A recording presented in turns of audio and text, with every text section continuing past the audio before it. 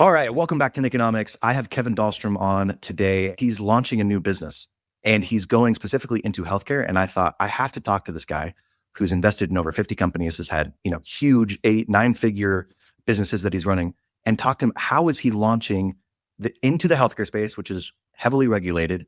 What is his differentiator and why now? Like, why take this swing when he could probably just be kicking back on a beach, sipping Mai Tais? So you're going to learn all about his new business, how he's launching it, what his marketing strategies are, and lots of really cool advice for you guys. So Kevin, welcome.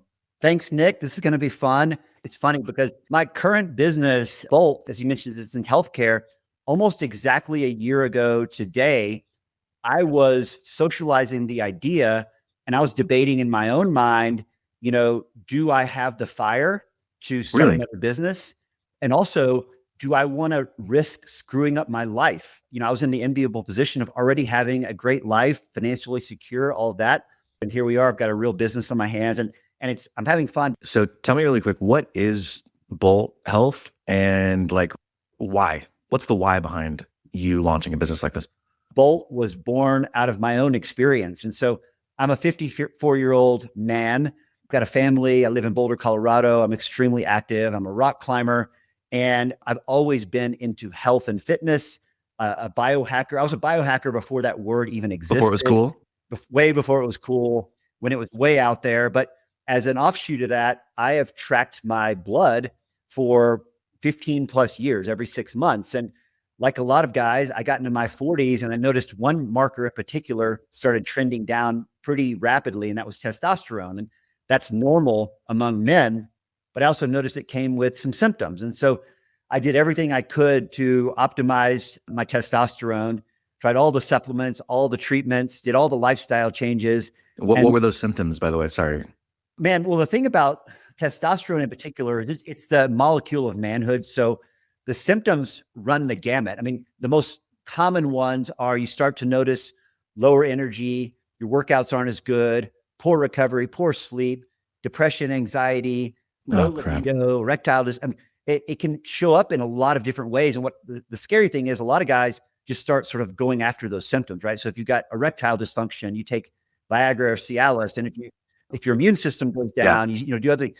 The point here is, what I learned along the way is testosterone in particular for men is foundational to health. In fact, our medical director at Bolt says, has a great line for this. He says, you don't know what's wrong with you until you correct your testosterone, because it can show up in so many ways. What we've seen with our patients is when you correct testosterone to an optimal level, all these seemingly unrelated conditions tend to disappear. So back to my story is I fought it for years. And then finally my doctor said, hey, ultimately you've got a choice. You can feel like this forever, or you can do something about it. And I got on what's, a lot of guys call TRT, or testosterone replacement therapy. It made a huge difference, gave me a second lease on life. I did this about 4 years ago, right around the time I turned 50. Like I always do, I went deep down the rabbit hole. And what I learned was the way that testosterone therapy is administered is horribly outdated, literally hasn't changed since the 1950s. I'm giving you the summarized version, but along with my doctor, we developed a new protocol we call microdosing, where it's tiny doses every day. It's a game changer. You can run on a much lower dose with better results, less side effects. And so my thinking was, separately, low T is becoming an epidemic. It's always been the case that older men lose testosterone, but now we're seeing it become way more prevalent among young men. And we can talk for an hour about all the reasons for that. It's environmental, it's plastics, it's diet, it's obesity, it's all the lack of sunlight, all these things. But the reality is, it is become a silent epidemic, and men's testosterone levels are down 30 to 50% since the 1980s. I want to say I heard some crazy stat that was like a 25-year-old today has the same level of testosterone as a 60-year-old in 1950 or something ridiculous. I don't remember. No, in 1980. Yeah, that's roughly in 1980. Correct. Yeah. Jeez. And so you have millions of men walking around suffering from the effects of low T. And, there's lots of things you can do to optimize your T. It's not all about medical. There are lifestyle changes, diet changes, supplements you can take. But my thinking was, look, there's an epidemic here that doesn't get talked about.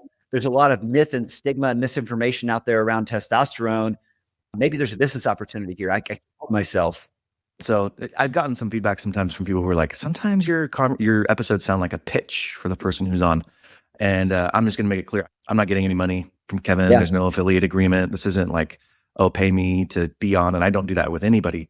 I like to drill into the why because, to your point, I think that's so important in entrepreneurship. If you don't have the fire and the desire, you're not going to make it through the crap. Like there's a lot of suck that comes along. And if you're just motivated by money, you're going to give up along the way. So anyways, that's my disclaimer before I ask some of these questions. Yeah. And so, literally, I say this and it sounds like a marketing line, but it's really not. It's the truth is that I created the testosterone service that I wanted as a patient. I was literally the first patient. A dozen of my friends were the first dozen guinea pigs for this. And it turns out, like what we do works really well. And I've built the best testosterone service out there. We're not the cheapest, but we are the best. And, I won't say the rest is history because we're very young still, but it turns out that my hypothesis was right. There's a lot of men out there who are facing these same issues. Give me just like a high level. What's the size of Bolt? Your team, sales, people on? We officially launched in June. We are at $70,000 in monthly recurring revenue. So we're off to a quick start. We have a 5-person team, depending on how you count people. We have some part-timers and contractors and stuff. So, if you include our marketing agency, for example, we're probably like 8 or 9, but small team and by design. And, what's interesting about our business is we are, as you mentioned, we're a medical business. And so we have, doctors involved. We have a network of specialized pharmacies that we produce our own specialized medication. So yeah, that's what I was going to ask. Do you have to go through compounding pharmacies in order to? Yes. We have a network of compounding pharmacies. And the reason for that, just so your listeners know, is that almost all testosterone medication is formulated in toxic seed oils as a carrier or a base. Oh, and they do that because it's cheap and it's stable, but it's not healthy. It's inflammatory. We formulate our medication in MCT oil, which is derived from coconuts. It's an anti-inflammatory oil. So we specially formulate that. But essentially what Bolt is, it's a subscription service that is turnkey. So like you sign up, we handle your blood testing, consultations with expert doctors, all your medication, all your supplies delivered to your home every month. It's turnkey. You don't really have to do anything. You said MRR because this isn't like, oh, get a treatment for 2 weeks and your testosterone levels are back. You have to have a sustained, that's right, I guess, protocol. Okay. It's a long-term therapy. Yes. It's a subscription business. The product itself lends itself really well to a subscription business because not only do you need the ongoing medication, but you want ongoing medical care as your life changes, a health event happens, whatever, you need ongoing medical care. I'll drill into the business model in a second, but I am curious about you said you were in your 40s, which if anybody who's seen you write online, you're really active online, but you're also just really active in real life. You're an avid rock climber. You are somebody who talks about having an intentional life. So like you're very particular with how you now architect things. Did you just like force your way through your 40s? Like, did you realize, oh man, I'm tired and I don't have as much energy and I just got to man up from like 40 to 50? Or was there a tipping point for you that you thought, I got to make a change now? Great question. I have always been into preventative medicine. Like I said, I've been into health and fitness. I've spent thousands of hours reading about it. I just enjoy it. I've enjoyed the benefits of it as well, the investments I've made, playing the long game. So I was super resistant and generally still am to any medical intervention. Especially pharmacological. Yeah, pharmacological. And so the answer is yes. I just kind of put my head down and suffered needlessly much longer than I should have. And like I said, when I finally gave in and started on TRT, it was like a light being switched on, like immediately made a profound difference in my life. It's like literally like a second lease on life. I mean, I'm 54 now and I'm not exact. It sounds like it's going to be hard for a lot of people to believe when I say this, but I literally feel better than I did in my 20s. And it's, I like to think it's not just that the fact that I'm on testosterone, I'm on a very low dose just for the health benefits, but it's also because of all the other lifestyle things I do. Yeah. Yeah. Because in your 20s, you're eating Taco Bell and, fried foods for every meal. At least I was. So yeah, not only are you like focusing on your health, but you're also focusing on what you put in your body and your recovery and all that stuff. I'm super curious about this. I just turned 40 a week ago, and I've started noticing like, man, I'm tired. My workouts are not as intense as they used to be. I just like lack of desire. Maybe I'm depressed. And a couple of people have mentioned to me now, like, oh, well, you should get your testosterone levels checked. And I am. I'm going through the process Yeah. of getting all that stuff checked out. But I've started seeing this recently where it's the micro dosing almost that you're talking, like these low doses. I used to think of like TRT, like, oh, I'm going to turn into Jeff Bezos, and all of a sudden I'm wearing a freaking Right. Patagonia vest and I'm jacked. That's not what this is. Like, there is a differentiator between like how we used to think about these testosterone replacement therapy treatments and today. Like, what exactly is the difference? It's been a huge sea change in a few ways. So first of all, you are at that age. I mean, if you look at the data and, everything we do at Bolt, we're maniacal about the data and the research. I've read it all myself. If you look at the data, 35 is actually where testosterone sort of starts to fall off a cliff. And that age is, getting younger and younger every year. But yeah, by the time you're 40, you're usually going to be in what we would consider a treatable range. And then it's just a matter of like, are the symptoms annoying enough for you to take action? Because, you don't want to take a medical intervention if you don't need it. If you still feel great, fine. But, there usually comes a point where guys are like, okay, I've tried all the lifestyle stuff. It's I feel a little bit better, but I'm still not feeling the way I want to. And so you can just do a trial of testosterone. So that's one thing. Then you mentioned like the change in the approach. So this is we could again spend an hour on just this, but there's a ton of myths and misinformation about testosterone that came from the 1940s and the bodybuilding era. So, bodybuilders use testosterone in massive doses, like 25 times the physiologic dose. Plus they stack it with other much more dangerous hormones, and it creates problems. And so doctors have taken a lot of that and sort of assumed it's also the case for people taking physiologic doses, like basically just trying to get their T level into the optimal lab range, which is what I'm doing. And it's night and day. And what's really cool, and this was actually one of the primary factors that caused me to start Bolt, is there's been a bunch of research that just came out in the past 3 years that has definitively dispelled all of these myths around testosterone. Like, for example, there was a myth from the 1940s that testosterone supplementation increases risk of prostate cancer and other cancers. It's actually the opposite. The research clearly demonstrates that across the board, cardiovascular health, cancer risk, all improve. And in fact, Really? all-cause mortality improves. There was a study that was released in 2023 called the Traverse study. It's the largest clinical study ever done of double-blind. It was people being treated for low T versus living with low T. And it was very clear all-cause mortality was significantly better over a 10-year period for people who are being treated. And it makes sense because testosterone is foundational to metabolic health, which is the foundation of everything. Are you just servicing men? Because I have a friend of mine whose wife actually is on one of these protocols. Like she has a low dose testosterone that she takes. Are you just servicing men, or do you have female clients as well? It's an epidemic among men and women. We only treat men today. And the reason we started with men is my wife does the same thing, and I've researched this quite a bit, is women are actually much more complicated animals to manage in terms of hormonal balance. Yeah, who would have known? Who never knew? It's a little bit of an oversimplification to say that like for men, you can just raise their T level and it's like the rising tide that lifts all boats, but it kind of is true. Whereas with women, that's not quite the case. There are a number of things you have to kind of balance. But for men, like our medical director, Dr. Sean Bender says, is when you correct low T, it's amazing how things that you were like little things you were experiencing that were impacting your quality of life that you would have never guessed were related to low T just sort of disappear. Are somehow related to low T. Tell me about the business model. So if I'm somebody who decides I'm interested in this, right?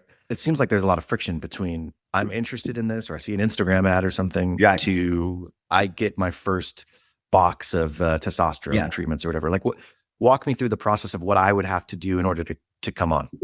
Well, you kind of indirectly hit on one thing, which is our sale it's an educational sale. It's not an impulse purchase. Like, guys are skeptical. They want to be educated. They want to learn.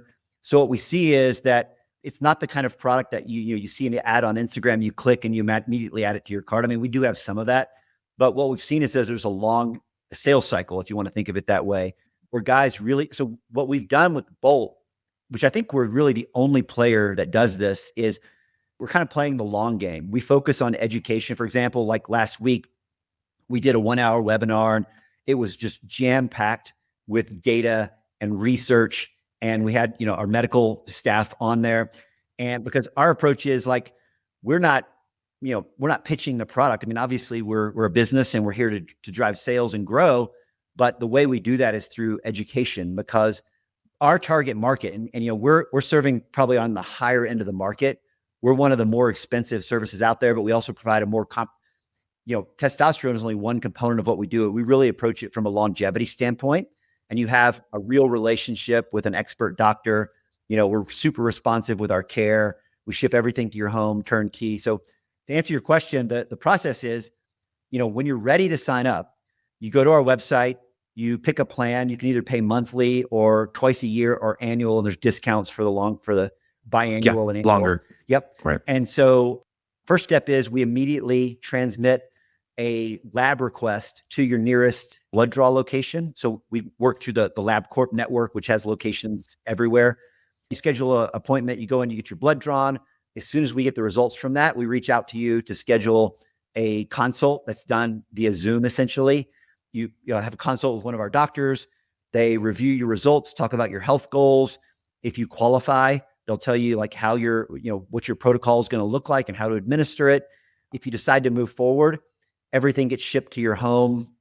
Every quarter is how we do it. So you get your medication directly from one of our licensed compounding pharmacies. You get your supplies directly from Bolt. If you ever have any questions, you just reach out to us. We usually respond within minutes. And then we repeat, lather, rinse, repeat. So every 6 months, we recheck your blood to make sure you're on track. You have another doctor consult. In fact, you can have a doctor consult anytime you want. You just reach out to us. And so, it's basically like, again, back to this, like the service is designed to be exactly the service I want. And our team at Bolt will tell you I'm by far the most demanding patient because I want everything to be perfect. And that's what I demand. And that's what we're building toward. Well, when I hear you describe this, a couple things come to mind. The first thing is just operational complexity. Yeah. One, you have to educate somebody to make a purchasing decision. Two, let's say they make the purchasing decision. Well, now an order has to be written. So it's like, okay, are you coordinating with the PCP who should be managing, an individual's care, or does Bolt now become the PCP, excuse me? Next, it's like, okay, you could have LabCorp, but why not have Quest come and do a lab draw at your house? Yep. And then you've got to coordinate with them to schedule a call. Then you've got to coordinate with them 6 months from now to go get their blood drawn again. And then they're making purchases. So like there's a lot in there. And I think that's why a lot of entrepreneurs are scared away from it. How did you get over all of that? So two things. First, I came from the world of banking, which compared to banking, healthcare is super easy and non-regulated. I mean, in banking, you have regulators who are actively trying to put you out of business. At least that's how it feels. In healthcare, yes, there's regulation, but it doesn't feel like you're public enemy number one, right? I mean, generally everybody's trying to do the right thing for the patient. I would say non-Medicare and Medicaid healthcare. If you're taking payments from Medicare and Medicaid, it's pretty similar to the financial. That's right. Yes, that's right. For what you're doing, totally agree. That actually segues into, I think, the kind of big issue we're talking about today, which is there's an entirely new healthcare system being built outside of the legacy healthcare system. And the reason is because the legacy healthcare system is really a sick care system. I mean, we see the outcomes from it. People are getting sicker, not healthier. And it's also 20 plus years behind the times, especially when it comes to therapies like hormones.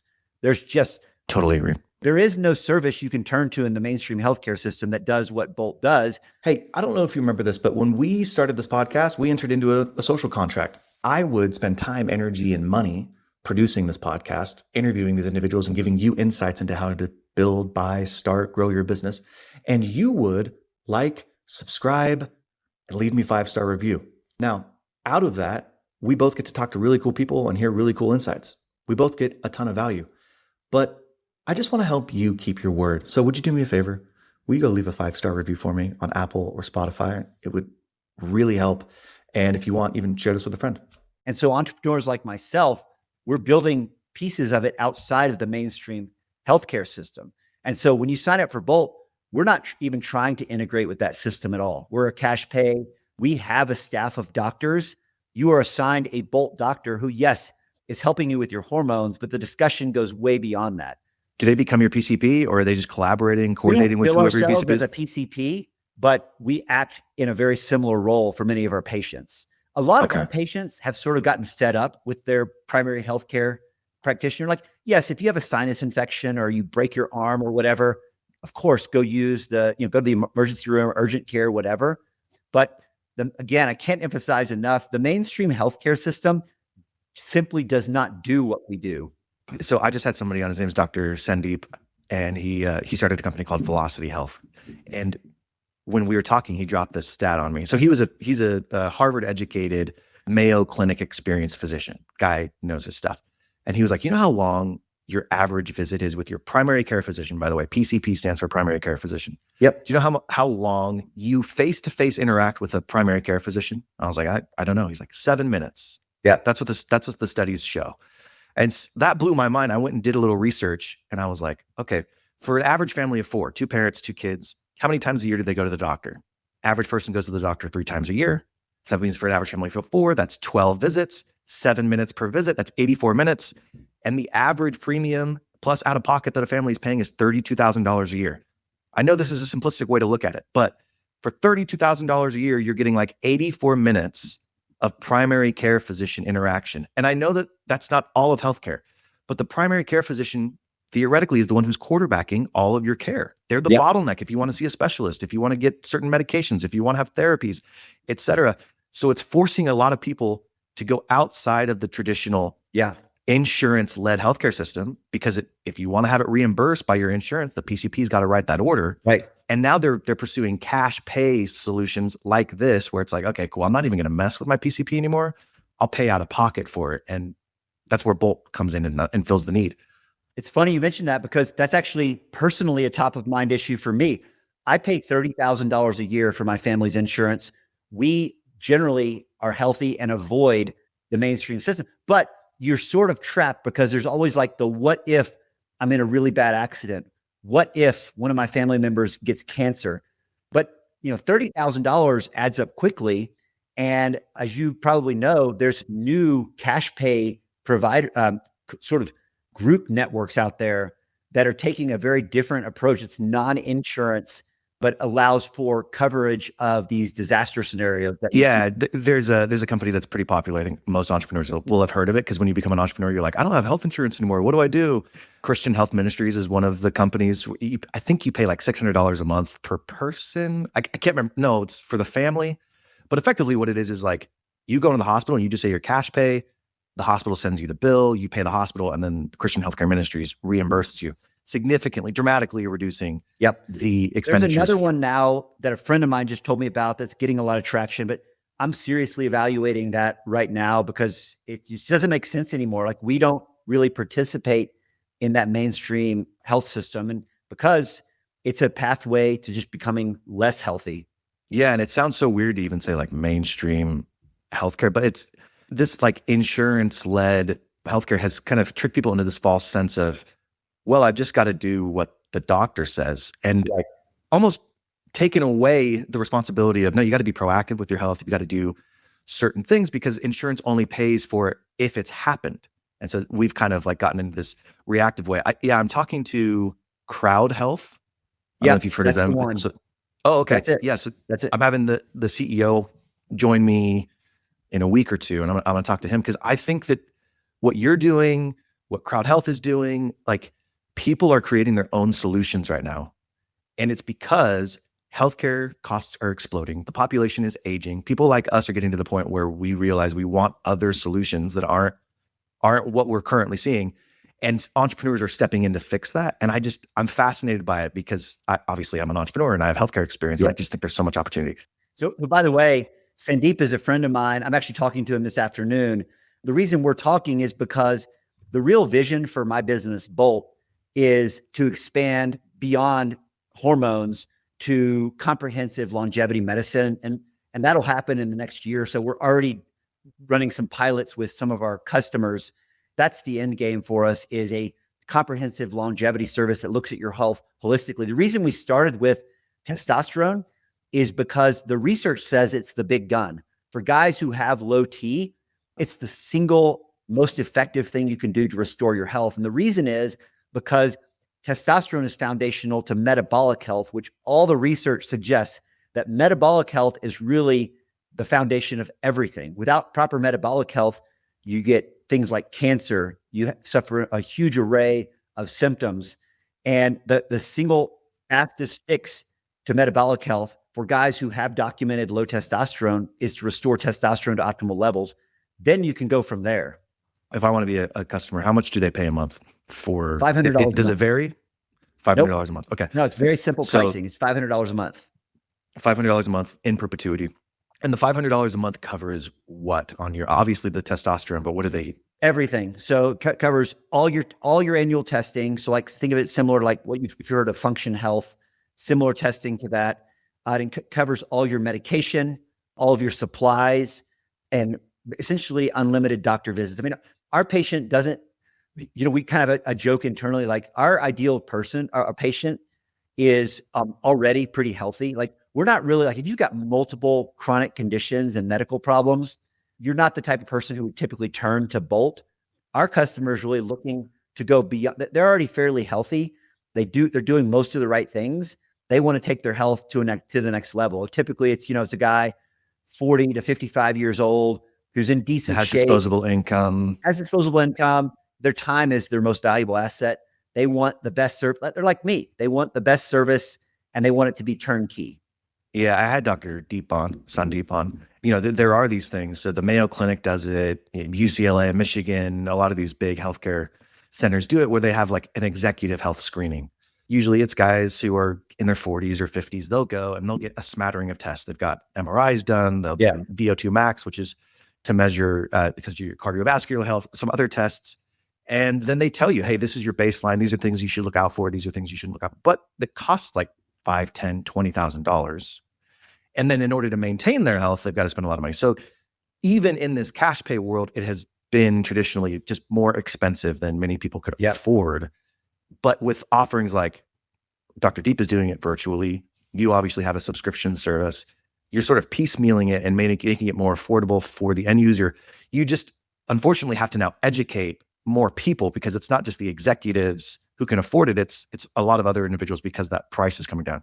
We intentionally priced our product at a level that a lot of guys can afford. And I'll give you a sneak peek of something we're doing since you mentioned like the Mayo Clinic. I used to go to the Cooper Clinic in Dallas and get that done. And you're right, it's $10,000 for a 2-day evaluation. We're actually I haven't ever talked about this publicly, but we are in the active planning stages of a experience center here in Boulder. I love that. That does exactly that. You don't have to come as a patient, but if you want to fly into Boulder once a year, you can get a comprehensive evaluation. So when I say it's like we're starting with testosterone, but it's much more than that. That's a great example of what I'm talking about. So, we're going to do the calcium heart screenings, comprehensive blood testing, VO2 max testing. There'll be a fitness assessment. There'll be a diet consultation. That's the vision. And actually, we're not that far from being able to turn that into a reality. Our market is completely untapped. We're going after a very specific segment. I'll share with you a really cool text that I got just this morning. So last week I was at a business event and I met a guy who is an incredible entrepreneur, like a GOAT level entrepreneur. He's bootstrapped two separate businesses to 9 figures in revenue. Jeez. And he sent me a text this morning and he said, of everyone I met last week, I think your company has the most upside potential. Well, dude, we spend $4.5 trillion a year on healthcare. $4.5 trillion a year. And we've already seen the turn from, non-GMO foods or locally sourced and all that stuff of what we're putting into our body, but we're starting to see more of a turn in focusing on our metabolic health in particular. How did you get past the typical things that scare off an entrepreneur to healthcare? The regulatory being probably first and foremost. Yeah. How did you get over that? Blissful ignorance is probably the best way to explain it. I mean, and that is like, I think a lot of entrepreneurs, so I don't know if you know about the Enneagram personality typing system, but on the Enneagram, there's 9 personality types. almost all founders are either an 8, which is the challenger. That's what I am. It's basically like we're born to break rules, or they're the 3, which is the achiever, which is just consummate, like put your head forward and go. I'm a challenger. And so I tend to be like kind of an eternal optimist. I believe that every problem is solvable. And so honestly, it's not even something I think about. I mean, look, I've been around long enough that I have a pretty good grasp of like what it takes to operate in industries like this. And, some of what appear to be barriers can also become moats, because look, we have to be licensed in all 50 states. We have to work You with do. licensed pharmacies. And so there are these things that like, this isn't a business that just an 18-year-old kid can start from his dorm room. It takes, some capital, it takes some credibility. And so there's a lot of pieces to put together here. Did the business itself have to be licensed, or your medical director, is he the one that's licensed and then you operate under his license in those states? Yes, it's the latter. The way it works in this field is we're actually operating under the licenses of our providers, and we are essentially a services provider to our providers. To the customer, it doesn't matter. All they want is they want one turnkey service, but on the back end, there's a lot of legal implications to what we do. Did you have to create an MSO, or like what does the legal structure look like? Our doctors, there's a hierarchy of services organizations owned by our doctor network. And then, yes, we're a services organization to that. And there's an agreement that goes both ways. And even like little nuances, like the way that cash flows has to flow in through the medical organizations and then back to Bolt. We do have to spend like the upshot of that is we spend more money with attorneys getting all these entities set up and structured properly. When a customer comes on $500 a month, how much does it cost to acquire those customers? Do you know at this point? We're early. So, I mean, that's like asking, how long is a piece of rope? There are players in our space who are venture funded and are overspending right now because they kind of view it as a land grab and their economics make zero sense. Because we're bootstrapped, we've always tried to do things that make sense from day one. The truth is, we've had incredible growth. Almost all of our growth has been through word of mouth. We got really, really lucky early on, and that one of our customers happened to be a big YouTube influencer. It's a guy named JP Sears. Wow. Has, 7 million followers on YouTube or something. He became a customer, with we had no marketing arrangement. In fact, I didn't even know who he was. And then we met, became friends. JP loves our product. And so he started talking about it online. And actually, we still don't really have a formal agreement in place, but that's driven a lot of business. But our customers, like almost all of them, refer somebody. We actually just started doing paid advertising like 2 weeks ago. And that appears to be working. Also, by the way, the other thing we do is, like I mentioned, our play is to really be an educator. And so like we did our first webinar last week. It was very successful. And so we've already put another one on the calendar, because we know that when customer becomes educated, then Bolt becomes the obvious choice.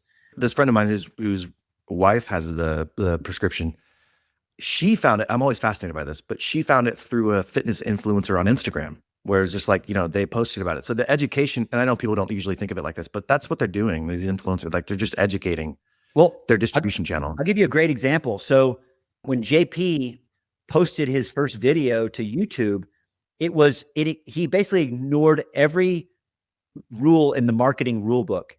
His video was a 24-minute video. He didn't even mention Bolt, my company, until 16 minutes into the video. And yet it worked incredibly well. Why did it work? Because it was authentic. Yeah. Right. JP is a real customer. He really believes in what we're doing. And he spoke to his own journey in an authentic way. And it turns out there's lots of guys interested in this stuff.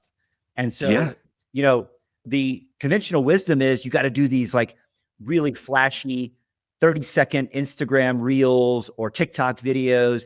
And we sort of did the exact opposite. In fact, also our email communications, I write most of our communications. They tend to be really long emails that cite research and, are educational. And they're actually like not flashy at all. They're not hard selling emails, but they tend to work because what guys in our space want is they want to be educated. They want to understand, they're like, look, I think I have this problem. In some cases, they've already documented it with blood tests on their own, but they're like, I don't know where to start. And I have all these objections in my mind that I've heard from doctors or from other people. How do we address all those, those concerns they have, those objections? So you haven't even really started pushing paid ads. Very little. I think we just had our agency meeting this morning. We spent right at $1,000 and we've already had 2 customers sign up out of it. And, I mean, wow. Wow. And what's crazy, Nick, is we are so non-optimized. Like we actually, our website is, not optimized at all. We don't have all the tracking in place. But what we have is a freaking great product. Wait. Mr. CMO doesn't have all that stuff freaking dialed in? Yeah, dude, it takes time. Like you got to remember, crazy. When you talk to an entrepreneur who's at our stage of revenue, they've typically been at it 2 years. We launched in June. Dude. That's incredible, man. That's incredible. Yeah. Like, literally, when I say we launched, we had a website and we opened the doors. Luckily, things worked right out of the gates, but we didn't have all the tracking platforms in place. We didn't have an affiliate platform. We're scrambling with that. But I think this is a great message to people out there about marketing is sometimes we let the tail wag the dog. You can have all the tracking and all the sophistication in the world. And if you don't have a great product, it doesn't matter. What we focused on from day one is let's deliver a great product experience. And what I do have, Nick, is dozens and dozens of emails from customers saying, this changed my life. And I'd rather have that than a piece of tracking software any day. Off of the $500 a month or $70,000 a month in MRR, what is your expected net margin? Like what are the margins on a business like this? So the way the business works is we actually operate somewhat near break even for the first couple months. Because of the way we operate, we're a high touch, high care service. Between the cost of blood tests, our doctor consultations, and getting the first round of medication and supplies out to guys, first couple months are sort of break even. What's interesting is we're still in the first couple months for almost all of our customers. And so we have been operating at sort of break even. After that, it becomes profitable, but not wildly profitable. Like I think we're priced at a level that is a good balance between us being a solid business. We'll probably end up driving 20% net margins as we scale. And that's fine. Like I wouldn't want to be less than that. And much more than that, I think the price starts to become an obstacle. 20% as you scale. Okay. So that's, yeah. And I'm talking net to the bottom line, like right. Cash flow. And that's fine. Like that works just fine for us, especially if we're growing at, let's say 50% plus per year. It's a really attractive business. So let me ask you this. There's like this Japanese, I always get it wrong. Ikagi. I don't know how people say it. Yeah. Effectively what it is there's 4 concentric circles, but I always just do 3. What you're passionate about, what you're good at, and what the world will pay you for, right? How you bring value. Yep. I get that you're passionate about it, and I get that there's real demand from the world's perspective. How did you decide like, okay, that 3rd concentric circle, what you're really good at, what you're world-class at, how does that overlap with this business? And how did you come to the place where you thought, okay, I can make this happen? Well, any direct-to-consumer business is essentially a marketing machine. That's what it is. Like, we probably focus more than most on the actual customer experience and the product. But at the end of the day, that's like a very solvable problem. Like it's all within your control. You know exactly what you need to do. And you can find people who are really good at operations, right? And it takes time and it's not easy. I'm not meaning to minimize it in any way, but it's kind of all within your grasp. The marketing piece is a complete unknown. And most companies, that's why they fail. They can't figure out they either fail or flatline, right? Because they can't figure out how to scale the business. And so the whole ball game in a way is how do you get the message out and how do you scale that message? And that's what I've done my entire career. And I'm particularly good at taking like confusing, controversial type topics and bringing clarity to it. In many ways, like I describe our brand vibe at Bolt as like, we're educators with a point of view, with a very strong point of view, right? So here's the information, here's what the research says. And oh, by the way, here's how we interpret that and why that should matter. Because that doesn't really exist out there. There's a ton of misinformation and myth and like overwhelm out there in our market. And I view our job as like to cut through all the bullshit and like give you like, this is what the research says. You can look at it with your own eyes if you want to, read the studies if you want to. We have, And here's what that means for you. For example, I'm going to give you a very clear example. Like men with low T die sooner. That should get your attention as a 40-year-old man. The research across multiple large-scale studies is extremely clear on that. They have worse health and they die sooner. That should be something like you at least is worth spending an hour learning about. Did you get to the point where you were like, okay, I'm passionate about this. I know that there's value here. And then did you do the research and say like, nobody's marketing this the right way? Like there's a real gap here. I mean, that's how entrepreneurs roll, right? Like we can't help ourselves. Like to me, anything that I find interesting, my mind automatically goes to like, what's the business model behind it? Like how does this work? Like I'm the guy who I walk into a restaurant and I'm trying to figure out the economics of the place while I'm sitting there eating, right? I just can't help myself. Yeah. And so this one, because it was born out of like scratching my own itch, and everything I do, I go deep in. So I'm very careful about what I spend my time on. But when the things I do spend my time on, I go extremely deep. And so as a patient / customer, I did a deep dive. I read all the research myself, which makes me, by the way, more educated on the topic than 99% of doctors, because they just don't have the time or the interest in studying the research. And it's funny how whether it's COVID or whether it's testosterone or anything, if you actually read the research that's out there, it's very eye-opening, because a lot of times it's not what you hear in the mainstream media. There's clear research out there that, for example, this idea that there's always been this myth that like testosterone somehow negatively impacts your health if you supplement it, which is 180 degrees from the truth.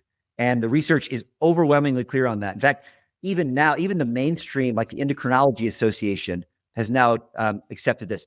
The FDA in January of this year just removed warning labels from testosterone because the evidence is so overwhelming that those warning labels were incorrect. That's an unprecedented move. So 10 years ago, I was working out a lot and I started taking creatine. My wife was like, "You're taking creatine? You're going to roid rage on me." I'm like, "What?" She's like, "Well, you're just going to, and then we'd have a conversation and I'd get mad or something. She's like, "Was that the creatine coming out in the roid rage?" And I'm like, "You don't understand that creatine's not, steroids, right?" Or we'd see somebody who's on like testosterone replacement therapy and they'd be like, "Well, that's why he's in such a bad mood." You're right? Like it just has been pervasive misconceptions around. That's a great example. Like the roid rage thing, that again came out of the bodybuilding era. It's 180 degrees different. So one of the things our customers like best about being in an optimal range, physiologic range, is just the sense of calm that they get, the sense of presence with their family. And we find that almost without exception, depression and anxiety disappear. So you have guys out there that are taking antidepressants, anxiety medications, who simply don't need to be on them. The fact is your testosterone is low. When you correct that, almost in all cases, anxiety and depression just disappear. Yeah. I mean, I'm sure roid rage is real in the guys that are taking 10x what, someone's natural levels should be, or 50, whatever the number is.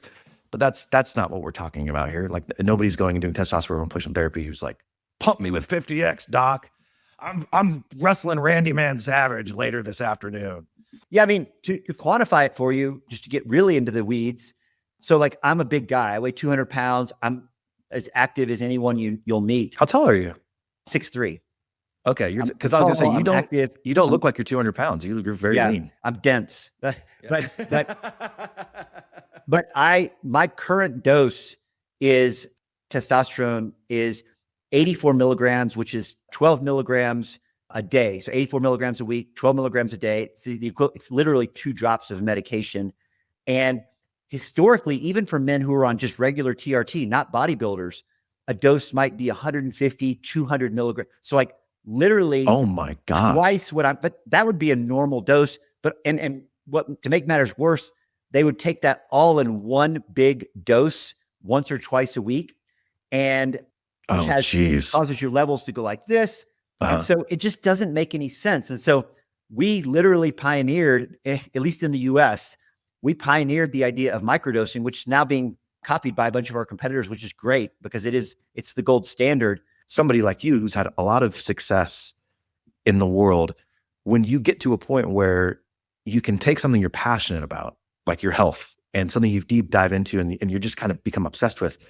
And the minute you realize how you can pair that with your unfair competitive advantage, those are moments where you say, I should go in on this. Have you had moments like this before? Or is this kind of the first time that you felt like, oh man, these are the meeting of my two worlds? Yeah, I wish I could say I've had moments like that before because it's great. It feels great. But at 54 years old, this is really the first time I've had it. That, most of my That's so previous cool. startups have been venture-backed, change the world type businesses. And I would say I have very few regrets in life because I have the best life of anybody I know. But one thing I do cite as like a minor regret is I spent way too many years chasing unicorns, is what I call it. Like trying to have these tech startups that, yeah, if it works, it's $1 billion business, but the risk adjusted, investment is debatable. Whereas I really didn't know, it sounds silly to say, I didn't know that you could just find something you're passionate about and to your Ikigai, Yeah. you're passionate about it. It's a juicy market and I have a competitive advantage. If you could just find those things and create an amazing business. I wish I could have those 10 years I spent chasing unicorns back to put into something like my current business, Bolt. That's incredible, man. Well, Kevin, this has been amazing. Better than I anticipated, and I had high hopes for this. So where's the best place for people to come find you? Bolt? Yeah, so I write a lot on X, or used to be called Twitter, which I think is how you discovered me. On X, my handle is at Camp4, CAMP number 4. It's an old climbing reference. And then if you want to check out Bolt, our website's very easy to remember. It's bolt.health. So check it out. Bolt.health. People can reach me. One thing I do that's kind of unique is I give my email address out to anyone who has questions, and I'm incredibly responsive. I view that as a big part of my job. So reach out to me at kevin@bolt.health. What about that webinar? Can people come to that without being a member? Let's put a link to the webinar in the show notes. We recorded it. So yeah, there's a link where people can go watch it. Perfect. We'll do that. I think that'll be amazing for people. Cool. This is fun. This is great. All right. Hopefully you liked that episode. And if you've made it this far, you're either really committed or you're stuck doing yard work and you can't actually skip on your phone. So while I have you, the show is growing, but I have a favor to ask of you. Will you please help me grow the show? I want to reach more people. There's a couple things that you can do. Like and subscribe is the simplest thing. Obviously, you want to get notifications for when the next episode is coming out. But if you go the next step, will you leave me a review? 5-star on Spotify or Apple. What that does is it tells the algorithm that, oh, hey, this is a high value podcast because more people are leaving reviews for it, and it then pushes it out to more people. So that's why when people are like, will you like and subscribe and put a 5-star rating? It's not just to make themselves feel better. It's actually to get more exposure for the show. So if you do that for me, I would greatly appreciate it. And I'll see you next time.